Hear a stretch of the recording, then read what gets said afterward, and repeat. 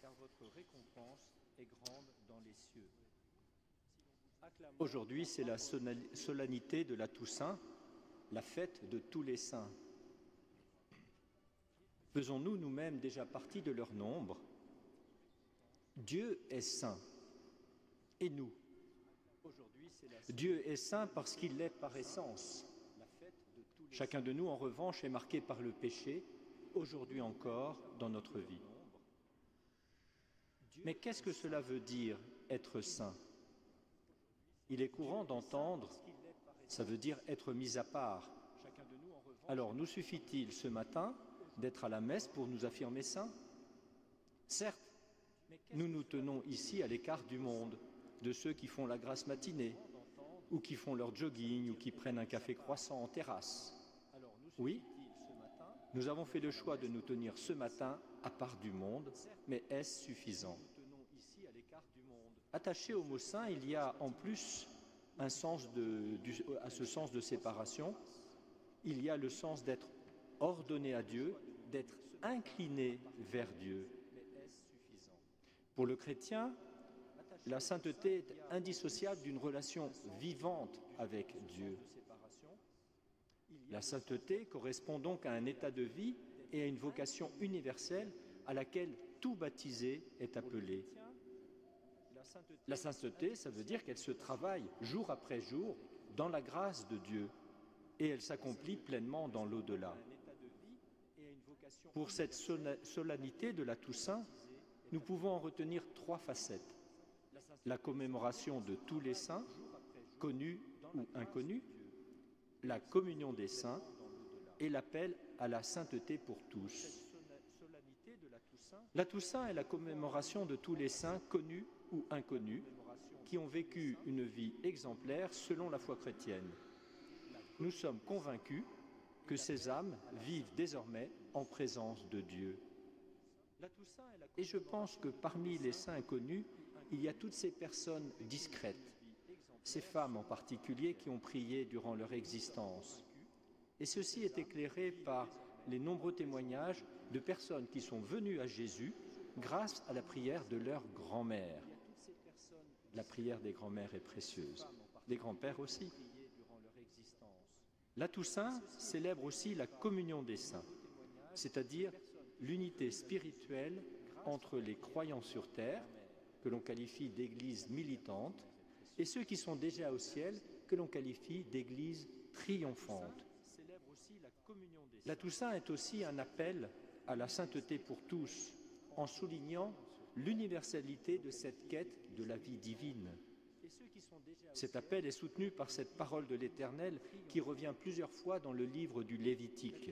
« Soyez saints, parce que moi je suis saint ». Et cette parole est en particulier reprise dans la lettre aux Hébreux. Alors, comment cela se passe-t-il au ciel? La première lecture que nous avons entendue, tirée du livre de l'Apocalypse, nous en donne un éclairage.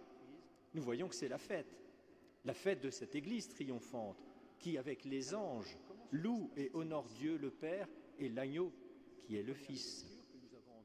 La finale du texte lu nous donne l'identité de cette Église triomphante, de ses élus. Ce sont ceux-là même qui viennent de la grande épreuve. Ils ont lavé leurs robes, ils les ont blanchies par le sang de l'agneau. C'est l'image du martyr dont nous parlait le Père Pierre au début de cette messe. Mais c'est aussi la référence au baptême. Ce sont ceux qui ont accueilli la miséricorde de Dieu par le pardon de leurs péchés, qu'ils ont reconnus et qui ont donné leur vie à l'agneau, au Christ Jésus. Ce sont tous ces saints, connus ou inconnus. La deuxième lecture complète bien la première. Il y est mis en avant dans cette lettre de Saint Jean, il est mis en avant notre place d'enfant de Dieu, que Dieu le Père nous a donné par amour. Voyez quel grand amour nous a donné le Père pour que nous soyons appelés enfants de Dieu. Et nous le sommes. Il y est précisé qu'au ciel, nous serons pleinement conformes à son image.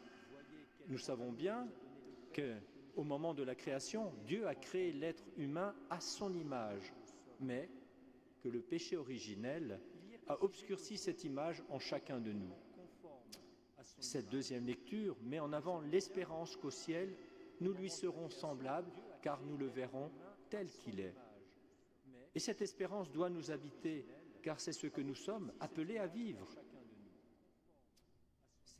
Je terminerai en disant que la Toussaint nous rappelle que notre vie chrétienne est un chemin orienté vers le ciel, assuré par l'espérance. La Toussaint est une fête de tous les saints qui nous ont précédés dans la foi et qui nous assure de cette espérance en la vie après la mort. Pour avancer nous-mêmes, laissons-nous inspirer par la vie des grands saints. N'hésitons pas à lire la vie de l'un d'entre eux. Nous y puiserons tel ou tel propos, telle ou telle attitude pour grandir dans notre propre vie. Si vous ne savez pas lequel choisir, confiez-vous à l'Esprit Saint pour vous le montrer. Et puis aussi, n'hésitons pas à prier notre Saint Patron. Avec les saints, gardons les yeux fixés sur le Christ notre Sauveur, lui que nous allons recevoir par l'Eucharistie que nous nous apprêtons à célébrer. N'hésitons pas à prier notre Saint Patron. Avec les saints, nous allons avoir maintenant un temps un petit peu particulier parce que les servants d'autel vont passer dans toute l'assemblée pour distribuer une parole d'un de ces grands saints, comme j'en parlais.